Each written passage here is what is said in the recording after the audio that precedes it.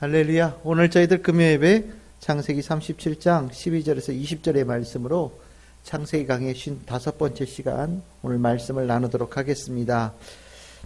오늘 우리가 지난 수요 예배부터 요셉의 이야기를 함께 나누고 있습니다.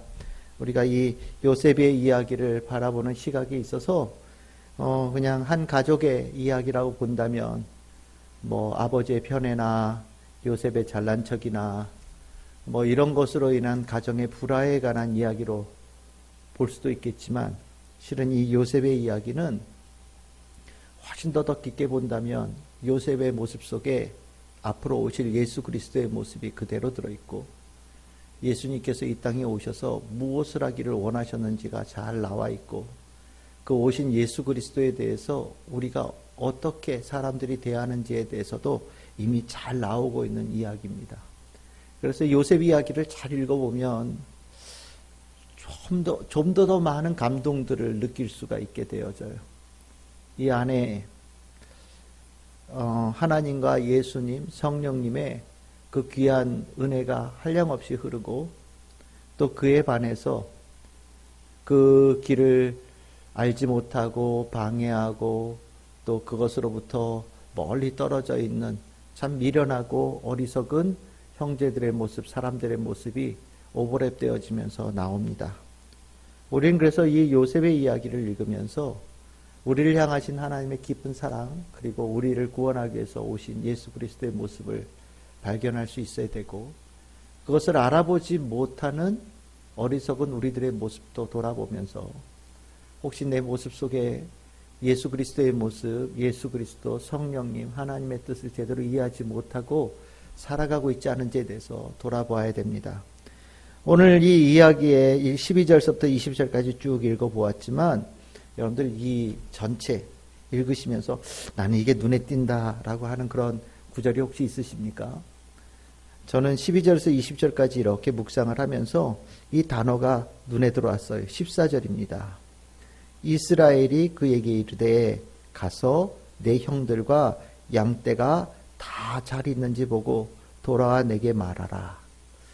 다 잘 있는지 보고 내게 와서 말하라 하는 이 구절이 아주 중요한 구절처럼 읽혀졌어요. 야곱이 갑자기 형들과 양떼들이 정말 잘 있을 거라고 믿는다면 이런 얘기 안 했겠죠. 뭔가 문제가 있다라고 본 거예요. 뭔가 그들에게 안 좋은 일이 있는 것 같다라는 생각이 들었던 것 같습니다.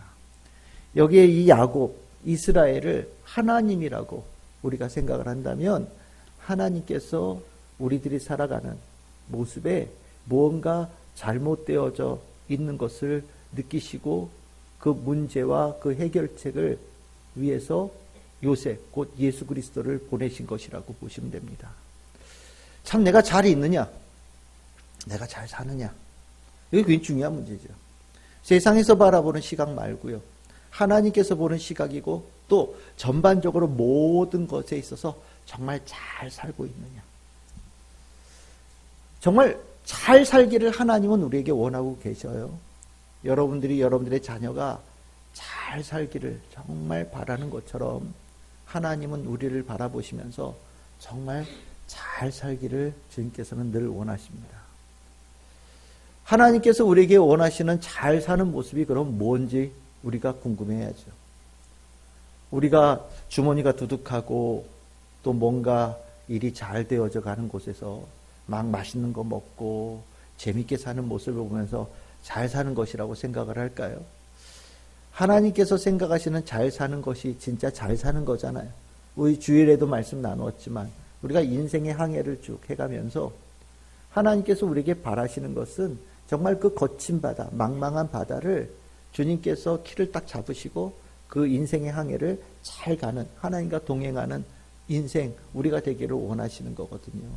그래서 하나님께서 기다리고 계신 그 항구에 우리가 도달하는 그 긴 여정을 잘 해내기를 원하시는 거거든요. 그런 면에서 볼 때 잘 산다라고 하는 건요, 하나님과 함께 있는 거고요.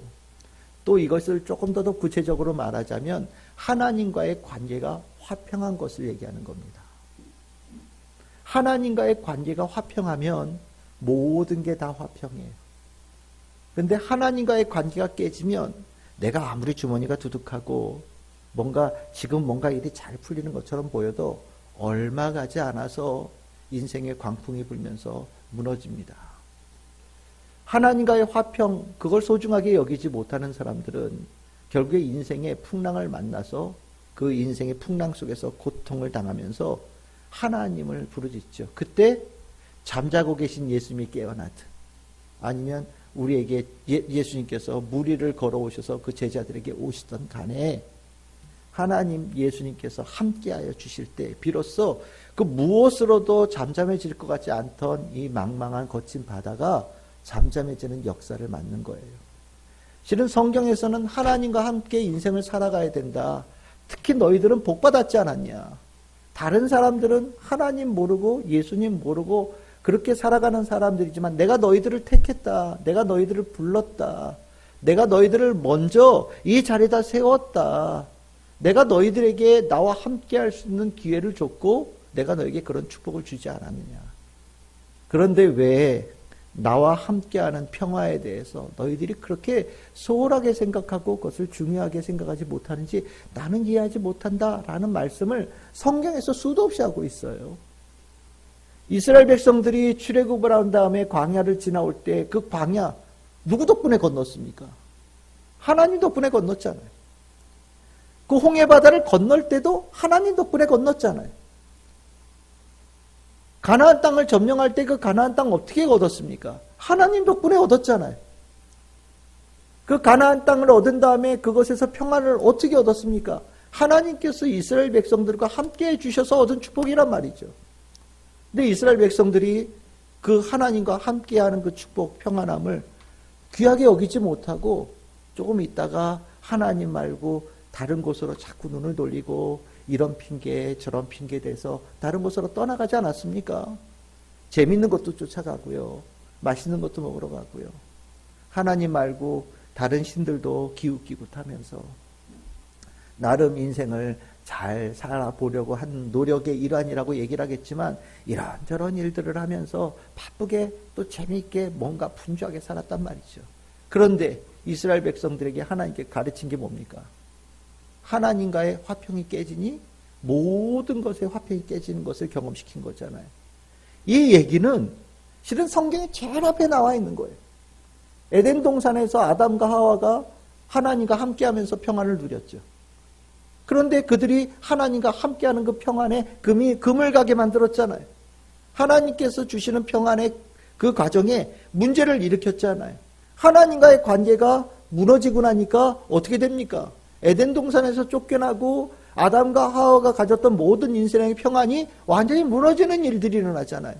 성경에는 아예 처음부터 하나님과의 관계, 하나님과의 평화의 관계를 아주 모든 사람들이 반드시 마음에 새기고 살아야 된다. 그것이 잘 사는 것이라고 성경에서는 아예 대놓고 얘기를 하고 있는 거예요. 여러분들 분명히 기억하십시오. 잘 사는 게 뭡니까? 하나님과의 평안함입니다. 하나님과의 평안함이 내 안에 있느냐? 내가 하나님과 함께함이 평안하냐? 내가 하나님 앞에 나오는 것이 평안하고 하나님과 하나님의 말씀을 듣는 게 평안하고 하나님의 사람들과 함께 은혜를 나누는 게 기쁘고 평안하냐?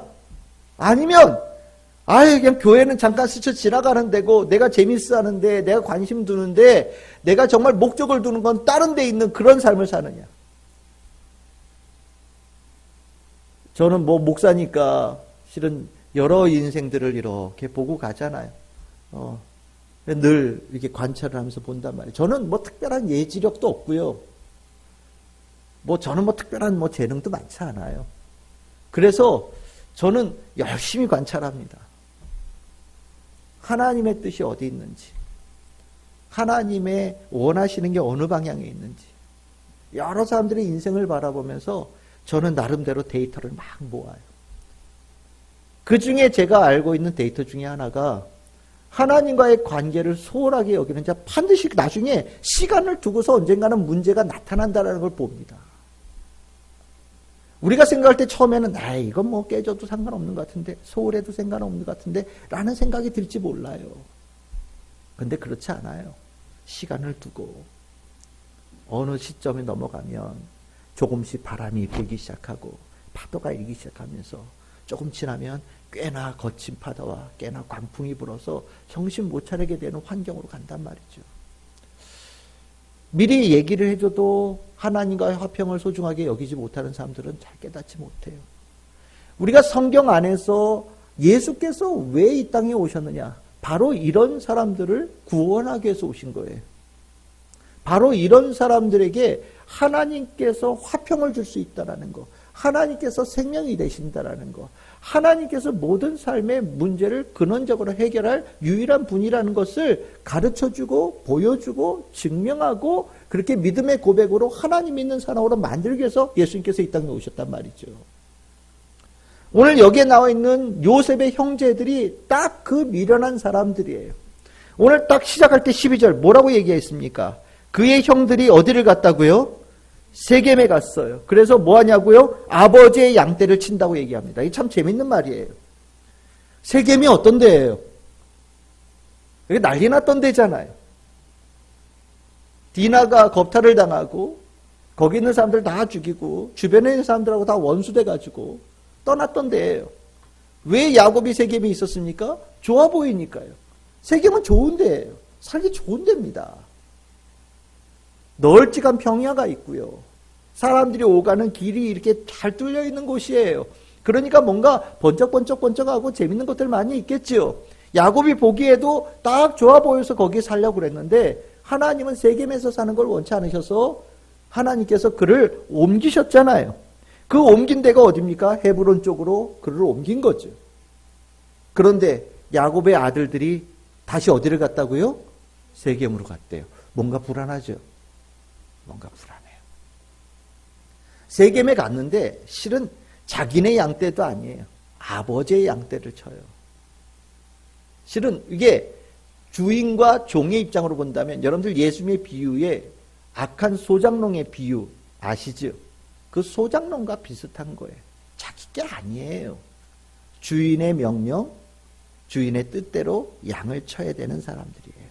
그런데 헤브론 근처에서 있어야 될 이 아들들이 아버지의 양떼를 몰고 마치 자기 양떼인 것처럼 세겜으로 올라가서 있는 거예요. 세겜은 뭔가 문제가 있는 신호인 거죠. 세상에 물들어가고 세상을 향해 가고 뭔가 삶이 하나님과의 화평에서 점점점 멀어져가는 모습을 보인단 말이죠. 이것이 이미 앞에서 있었어요. 여러분들 우리가 지난 시간에 봤지만 여러분들 우리가 37장 4절에 보시면 이렇게 얘기합니다. 그의 형들이 아버지가 형들보다 그를 요셉을 더 사랑함을 보고 그를 미워하여 그에게 평안하게 말할 수 없었다 이렇게 얘기합니다. 하나님 아버지가 예수님에 대해서 사랑하는 그 모습을 보고 나머지의 형제들이 이 안에서 평안, 화평, 샬롬이 깨졌다는 거예요. 아버지의 관계가 깨지고 요셉과의 관계도 깨졌다라는 거죠. 깨지고 나니까 어떻게 되냐? 아버지로부터 점점 멀리 가고요. 아버지의 목소리가 들리지 않는 곳으로 멀리 떨어가는 거예요. 그게 간 데가 어디냐? 세겜인 거예요. 헤브론에서 세겜까지가 북쪽으로 80km입니다. 꽤나 멀리 갔죠. 양떼 몰고 세상에 80km를 갈까요? 그러니까 뭔가 불안한 거예요. 이 아버지 야곱은요, 제가 말씀드렸죠. 모든 형제를 다 사랑해요. 다 사랑하는 거예요. 문제는 야곱에게 있는 게 아니에요. 문제는 요셉에게 있는 게 아닙니다. 문제는 요셉의 형제들에게 있는 거예요. 야곱이 요셉을 그곳에 보내려고 하는 것은 나쁜 마음으로 보낸 게 아니에요. 잘 있는지 돌아보라고 보낸 거예요. 사랑하는 마음으로 찾으러 보낸 겁니다. 그런데 이 야곱의 나머지 아들들은 아버지의 목소리에 멀리 떨어져서 점점 갔죠. 실은 요셉이 얼마나 사랑받을 만한 사람이냐. 오늘 여기도 나오죠. 여러분들 13절에 뭐라고 얘기합니까? 내가 너를 그에게 보내겠다. 80km를 혼자 가는 거예요. 80km 가라 그러면은 제가 가겠습니다 할 사람이 누가 있겠어요? 80km 걸어가려고 세보세요. 며칠을 걸어가야 되잖아요. 몇 시간 하루 이상 걸어가야 되는 거예요. 얼마나 고대해요. 형들이 어디 있을지도 몰라요. 양떼를 몰고 이리저리 다니니까 그거 찾는다는 게 쉽지 않거든요. 그런데 두말하지 않아요. 뭐라고 그럽니까? 내가 그리 하겠습니다. 네, 그렇게 하겠습니다. 아버지가 너희 형들을 찾아보러 내가 보낼 사람을 찾는데 준비됐니? 우리 어린애들 그 교회학교 애들 찬양할 때 준비됐나요? 그러면 준비됐어요. 뭐 그 얘기하고 똑같은 거예요. 요셉은 참 하나님 아버지께 사랑받을 만한 사람이라 말씀드렸죠. 아버지 사랑하고요. 하나님의 명령에 즉각적으로 순종할 수 있는 사람이에요. 그 모습이 오늘 이 명령에도 반응이 그대로 나오는 거예요. 예, 제가 그렇게 하겠습니다. 그리고 나서 즉각 떠나죠. 세겜으로 갔어요. 있어요, 없어요? 없어요.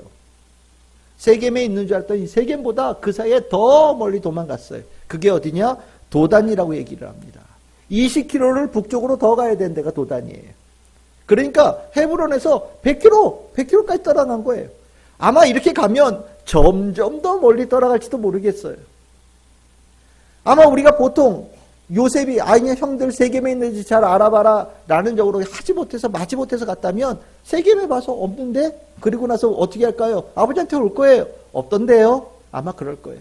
그런데 요셉은 예수님과 같은 분이라고 그랬죠. 그렇죠? 끝까지 찾죠. 끝까지 찾아요. 우리에게 예수님, 성령님이 왜 귀하냐?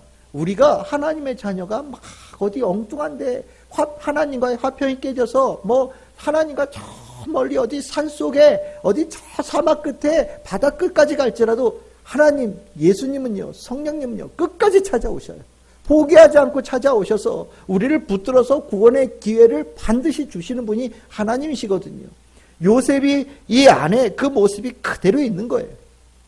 떠난 자들을 찾아 나서서 결국에 그들을 17절에 보시면 만났다라고 얘기를 합니다.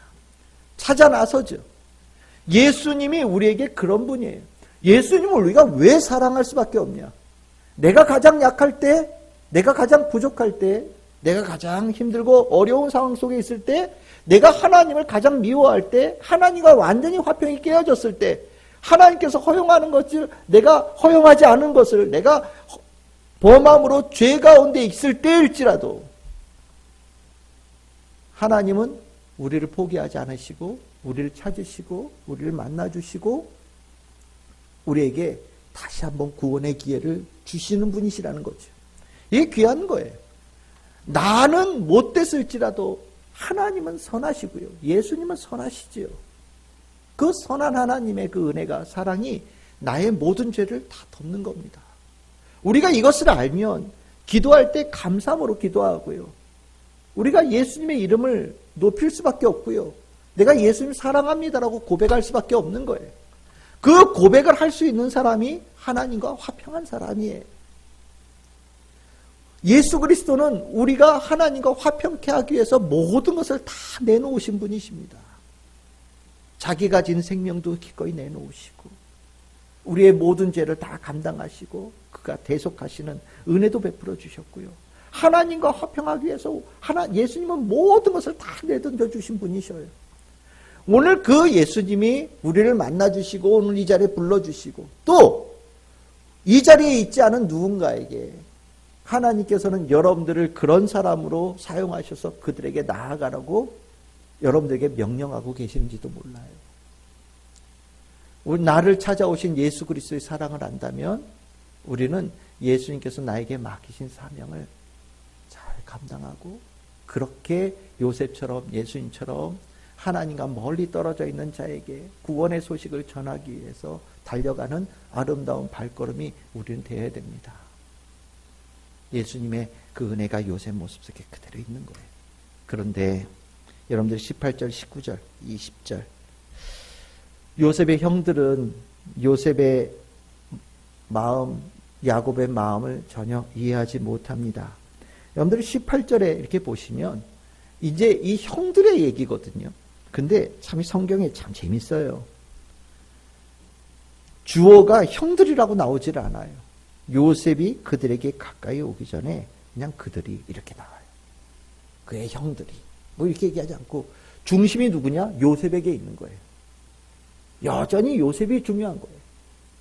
실은 나머지 형제들은요, 정말 요셉의 저 발꿈치도 못 따라갈 그런 존재처럼 나온단 말이죠. 그 귀한 존재에 대해서 어리석은 사람들, 화평이 깨진 사람들이 어떻게 대하는지 딱 나오지요. 그들이 요셉을 저 멀리서 봤다라고 얘기합니다.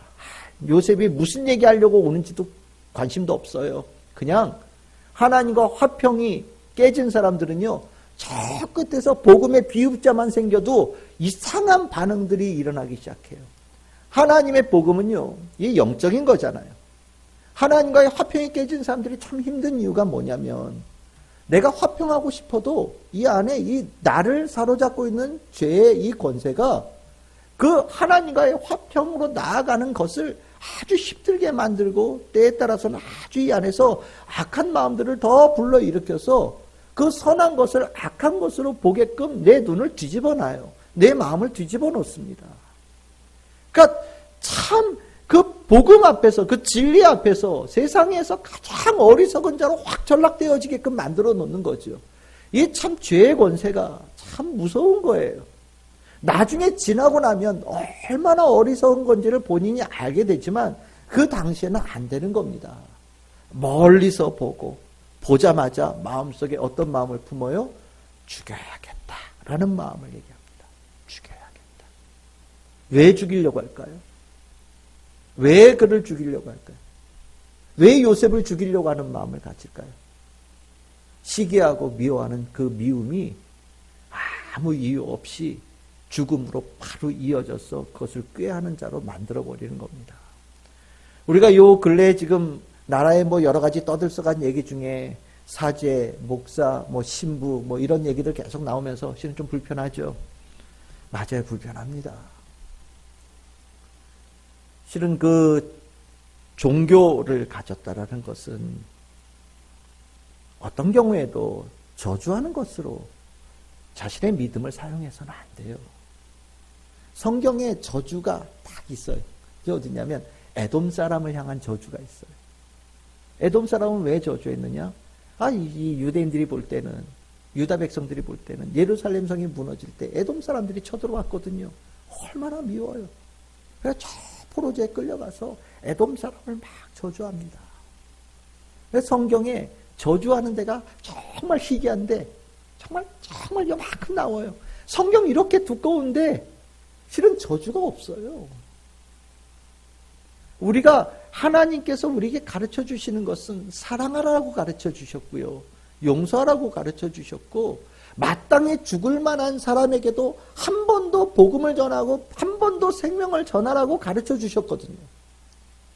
그런데 참 우리가 이렇게 다 하나님 있는 사람들입니다. 뭐 개톨릭의 신부든 성공의 신부든, 성공회는 우리는 목사라고 부르지만 거기엔 신부라고 불러요. 네, 신부든 뭐 여러 사람이든 뭐 죽었으면 좋겠다 뭐 이런 얘기했다고 하는데, 실은 만약에 정말 믿음의 사람이라면 그렇게 표현하기보다는, 글쎄요, 이렇게 표현하면 더 좋았을 것 같아요.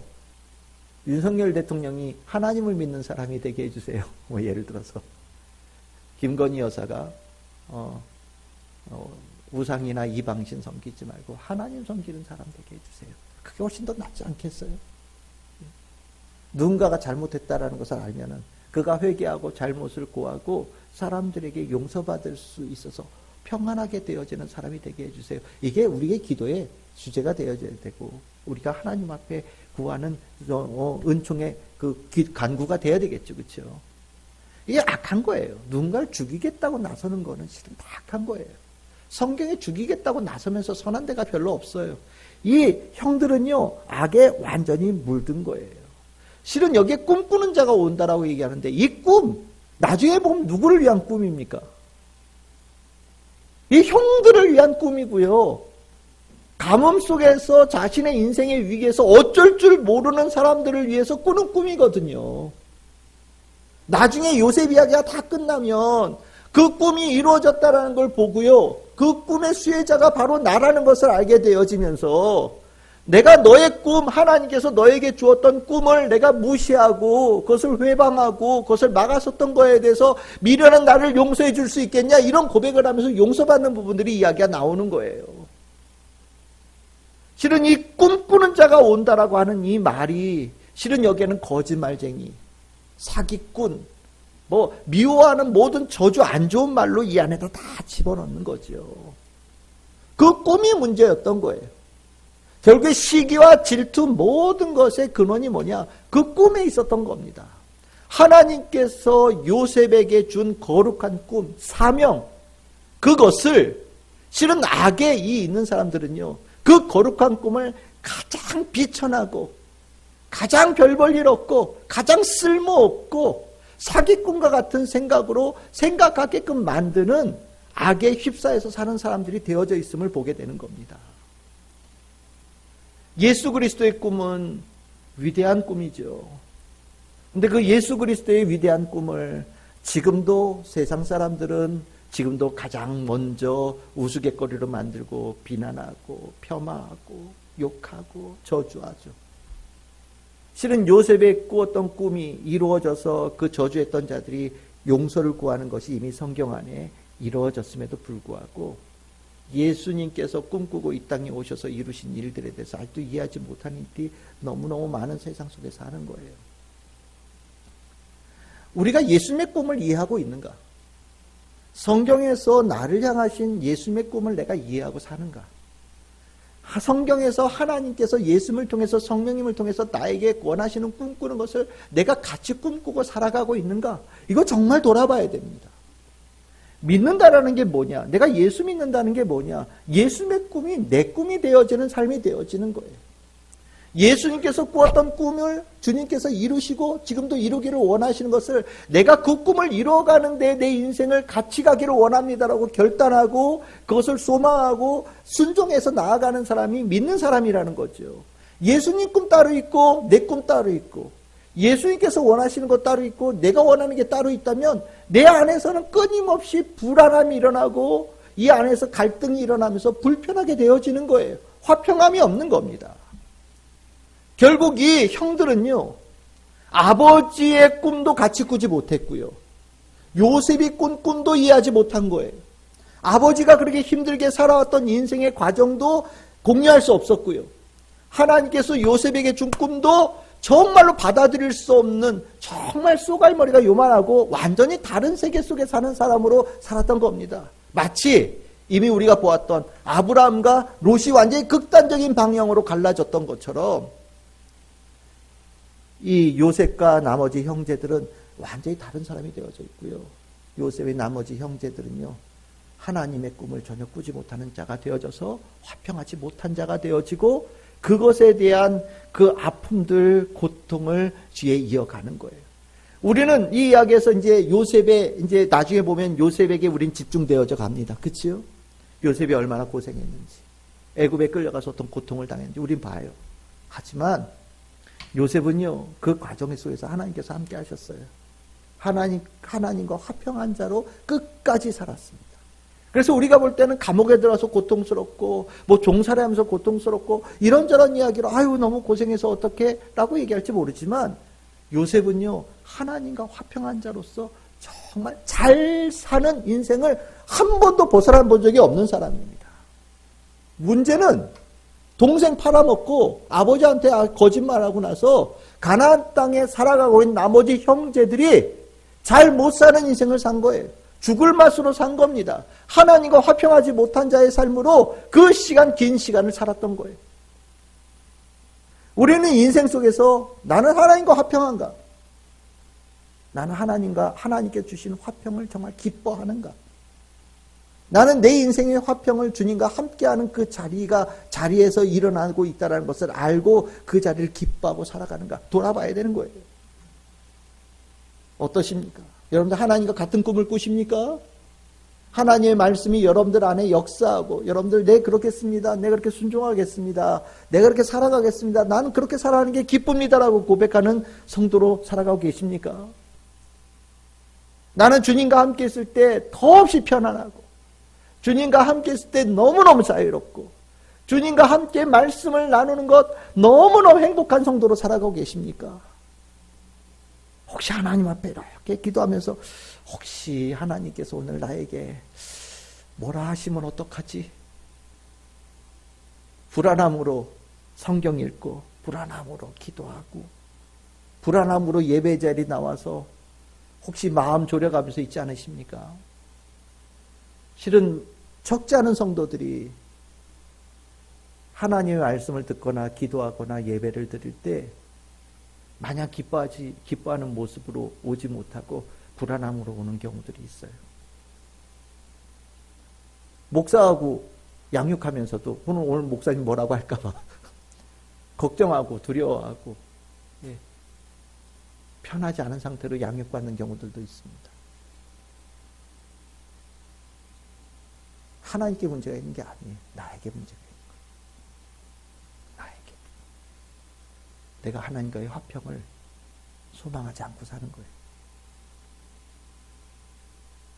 잘 사는지 하나님은 좀 보고 계셔요.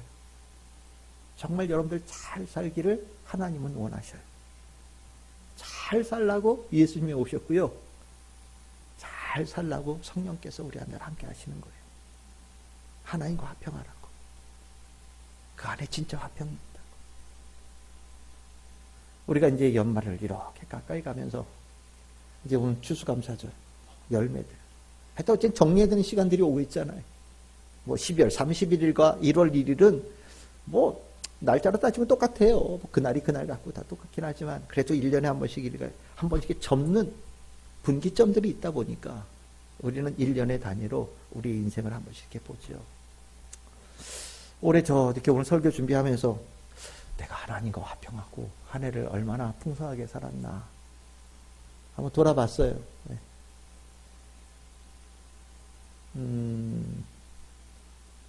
이런저런 일에 있어서 화평이 깨졌을 때 하나님 안에서 화평을 회복하고 하나님 안에서 예수님과 함께하면서 그 풍랑이 잠잠해지는 경험들을 꽤나 했던 것 같습니다.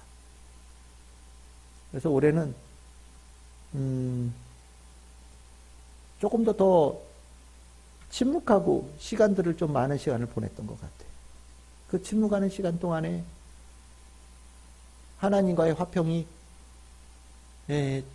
성령님에 의해서 내 안에 이루어지는 그렇게 되어져 가는 은혜들 제가 많이 있고 올해 한 해를 산 것 같아요. 혹시 오늘 여러분들 중에 하나님과의 화평이 조금 나는 부족한 것 같아 라는 분들이 계시다면 세상에서 이렇게 세상에 대해서 한번 이렇게 커튼을 치고요. 문을 닫고요. 이렇게 혼자 앉아서 내 안에 이미 계신 하나님, 나를 찾아서 이미 나 옆에 와 계신 성령님을 확신하면서 하나님, 예수님을 내 심령에 깊이 모셔드리고 떠올리고 생각하고